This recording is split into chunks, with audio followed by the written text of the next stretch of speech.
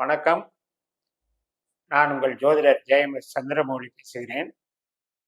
குரு ஜோதிடம் இந்த சேனல்ல உங்களுக்கு நிறைய ஜோதிட தகவல்கள், ஜோதிட பதிவுகள் மிகவும் உபயோகமாக பயன்பட்டு வரும். அந்த வகையில் நீங்களும் இதை நல்லா ஃபாலோ பண்ணி ஆதரவு கொடுத்து வர்றீங்க. அதற்காக மனமார்ந்த நன்றிகள். அன்பார்ந்த சிம்ம லக்ன நேயர்களுக்கு 2024 குரு பயிற்சி மே 1ஆம் தேதி மேச ராசியிலிருந்து ரிஷப ராசிக்கு மாறக்கூடிய பலாபலன்களைத்தான் நம்ம பார்க்க இருக்கோம். சிம்மம் என்பது லக்னமாக நீங்கள் இருந்தால் இந்த பதிவை நீங்கள் பார்த்துக்கோங்க. நீங்கள் ராசியாக இருந்தால் என்ன லக்னம் என்பதை தெரிந்து கொண்டு அந்த லக்ன பதிவை பார்த்து பயனடையுங்கள். இப்போ சிம்மத்திற்கு 9ஆம் இடத்துல இருக்கக்கூடிய குரு 10ஆம் இடத்துக்கு வர்றாரு. அதாவது பாக்கியஸ்தானத்திலிருந்து தொழில் ஸ்தானத்துக்கு வர்றாரு.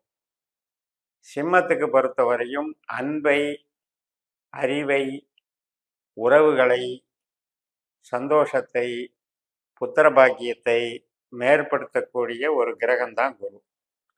அப்படிப்பட்ட குரு பகவான் 10ஆம் இடத்துக்கு வர்றாரு.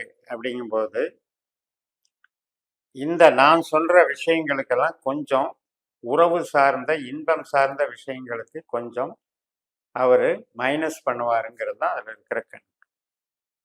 ஆனால் நம்ம ஜென்ரலாக என்ன சொல்லுவோம், 10ஆம் இடத்துல குரு வந்தால் தொழில் கெட்டு போயிடும்னு சில பேர் ஜோதிடத்தில் வழக்கு மொழி உண்டு.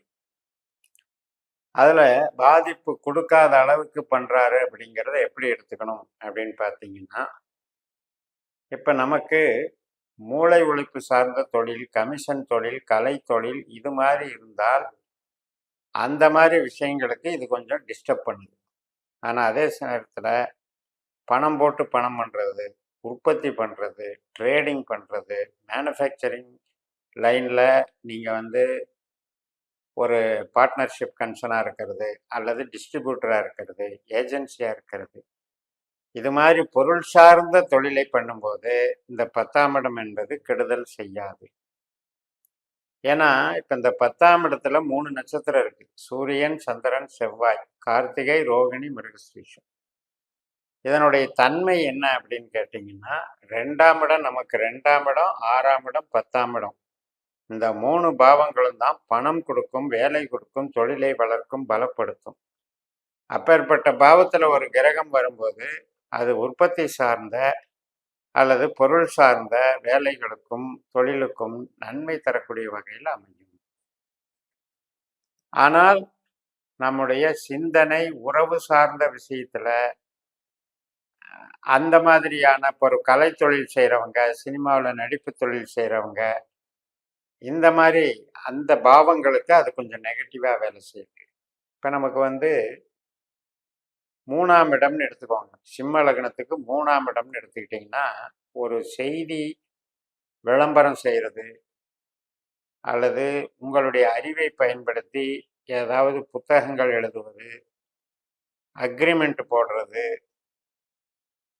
அதே போல் விசா மாதிரி டாக்குமெண்ட்ஸுக்கு ரெடி பண்ணுறது, சிறு பிரயாணம் பண்ணுறது, இடமாற்றத்துக்கு ட்ரை பண்ணுறது, இத்தனை விஷயங்கள் இருக்கக்கூடிய இந்த 3ஆம் இடம் இந்த குரு பயிற்சியில் பாதிக்கப்படுகிறது. அப்படின்னா என்ன அர்த்தம்? இந்த காரியங்கள், இந்த கேள்விகளுக்கு நன்மை செய்யாதுன்னு அர்த்தம். இளைய சகோதர சகோதரி 3ஆம் இடம் தான். அப்போ அந்த 3ஆம் வீட்டுக்கு 8ஆம் வீட்டில் குரு வர்றதுனால கொஞ்சம் நாம் இது மாதிரியான எதிர்பார்ப்புகளுக்கு அது நன்மை செய்யாதுங்கிறத புரிஞ்சு அதுக்கு தகுந்த நடவடிக்கைகளை இறங்கிக்கணும். அதே நேரத்தில் ஒரு வீடு கட்டுறது, வாகனம் வாங்கிறது, பூமி வாங்கிறது, உற்பத்தி சார்ந்த தொழில், வீட்டுக்கு தேவையான பொருட்கள் வாங்கிறது, இந்த விஷயங்களுக்கு நன்மை தருது. இப்போ ஒரு வீடு கட்டி வாடகை விடுறீங்க, அந்த வாடகையினால உங்களுடைய பணம் அப்படியே பெருகுது. அப்போ இது ஒரு தொழிலாக டெவலப் ஆகுது. உங்களுடைய சேமிப்புக்கும் இது நன்மை செய்யும். இப்போ அந்த வகையில் பொருள் சார்ந்த விஷயங்களுக்கு நன்மைகளாக அது வேலை செய்யும். தாயாருடைய ஆரோக்கியம், அவர்களுடைய வளர்ச்சி, உடல் நலம், மனநலம் எல்லாமே நல்லா இருக்கும். குழந்தைகள் அவர்களுடைய வளர்ச்சிக்காக டெவலப் பண்ணுறதுக்கு நீங்கள் உதவுவீங்க. அதுக்கு சில உதவிகள் கிடைச்சிக்கிட்டே இருக்கும். உங்களுடைய மன அமைதி, சந்தோஷம் குறையாம பார்த்துக்கும். வேலையில வந்து உங்களுக்கு மிகப்பெரிய முன்னேற்றம் நடக்கும். அதனால தான் இந்த 2ஆம் இடம், 6ஆம் இடம், 10ஆம் இடத்துல எந்த கிரகங்கள் வந்தாலும் தொழில் சார்ந்த நன்மைகளை நம்ம சொல்லலாம். ஆனால் கணவன் மனைவி உறவு சார்ந்து, தாம்பத்திய உறவு சார்ந்து அல்லது ஒரு பார்ட்னர்ஷிப் போட்டுட்டு இருக்கீங்க அப்படின்னாலும் அந்த ஒரு கேள்வி இருக்கு நம்மகிட்ட. கணவன் மனைவி ரிலேஷன்ஷிப்போ அல்லது பார்ட்னர்ஷிப்பினுடைய ஒரு பலம் எப்படி இருக்குன்னு கேட்கும்போது உடன்பாடு இல்லாமல் போய்கிட்டு இருக்கும். அதிருப்தி மனப்பான்மையை செய்யும். அதனால சில ஆர்கியூமெண்ட் நடக்கும். கருத்து வேறுபாடுகள்னால சில பிரிவினைகள் உண்டாகும். இல்லை கூட்டு குடும்ப வாழ்க்கையில் பார்த்தீங்கன்னா 2 குடும்பத்துக்கும் சண்டையாயிடும். ஒரு சின்ன ஆர்கியூமெண்ட்டு 2 குடும்பத்தில் வளர்ந்து அது டெவலப் ஆனதுனால அதை மீறி நாம் எதுவுமே இணைஞ்சி பழகி பேசி அதை வந்து மீண்டும் அதை காம்ப்ரமைஸ் பண்ண முடியாத சூழலை உருவாக்கிக்கிட்டே இருக்கும். அந்த ஈகோ வளர்ந்துக்கிட்டே இருக்கும். அப்போ இது மாதிரி நம்மளுக்கு மனம், அறிவு, உறவு, சந்தோஷம் இதுக்குண்டான விஷயத்துக்கு இந்த குரு வந்து கொஞ்சம் நெகட்டிவாக இருக்கிறதுனால இந்த 1 வருஷ காலத்தில் இது மாதிரி நிகழ்வுகள் நமக்கு தொடங்காத அப்படின்னால நாம் முடிஞ்ச அளவு கண்ட்ரோலபிளாக போய்க்கணும். அதிகமாக வந்து நம்ம நினைச்சதே நடக்கணும்னு எதிர்பார்த்து உறவுகள் விஷயத்தில் நம்முடைய கருத்தை திணிக்கக்கூடாது. அது திணிக்க திணிக்க மறுபடியும் பர்ஸ்ட் ஆகும். பூர்வீகம், குலதெய்வம், தந்தை வர்க்கம் மற்றும் ஆராய்ச்சி கல்வி, வெளிநாடுக்கு தொடர்பு கல்வி இது எல்லாத்துக்குமே சிறப்பாக இருக்கு.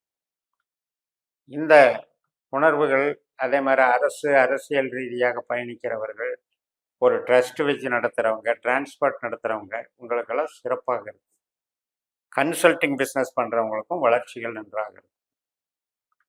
உற்பத்தி சார்ந்த துறைகள் அனைத்து விதமான ப்ரொடக்ஷன் லைனில் இருக்கவங்களுக்கும் வளர்ச்சியை கொடுக்கும். மூத்த சகோதர வழி, சகோதரி வழி, நண்பர்கள் வழி அவர்களுக்கெல்லாம் சில இடமாற்றங்கள் ஏற்படலாம், விரயங்கள் ஏற்படலாம், மனசஞ்சலங்கள் ஏற்படலாம். அதே சமயத்தில் நாம் வந்து ஒரு மூலதனம் போட்டு தொழில் தொடங்கலாம்னா அதுக்கு சப்போர்ட்டு கிடைக்கும். நம்ம அந்த காலகட்டத்தில் செய்யக்கூடிய முயற்சிகள் வளர்ச்சி பெறும், தொழில் வளரும். அப்போ இந்த சிம்ம லக்னத்தை பொறுத்த வரைக்கும் பொதுவாக பலன் பாதிக்கும்னு எடுக்கிறத விட தொழில் ரீதியாகவும், பண ரீதியாகவும், வேலை ரீதியாகவும் அது நல்ல வளர்ச்சியை தருகிறது.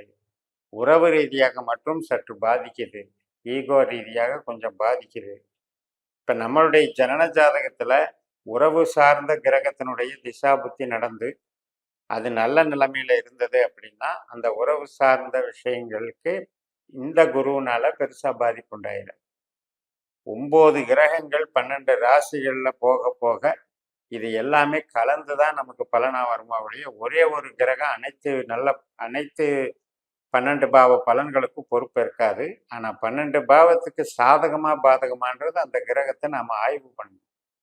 அந்த வகையில் உறவுக்கு வந்து மைனஸாக இருக்கு, தொழிலுக்கு வளர்ச்சியாக இருக்குன்னு சொல்லி நிறைவு செய்கிறேன். இந்த சேனலை சப்ஸ்கிரைப் பண்ணி ஷேர் பண்ணுங்கள். உங்கள் தனிப்பட்ட ஜாதக பலாபலன்களை என்னுடைய வாட்ஸ்அப் நம்பரில் தொடர்பு கொண்டு பலன் பெறுங்கள். உங்களிடமிருந்து விடைபெறுகிறேன். உங்கள் JMS. நன்றி, வணக்கம்.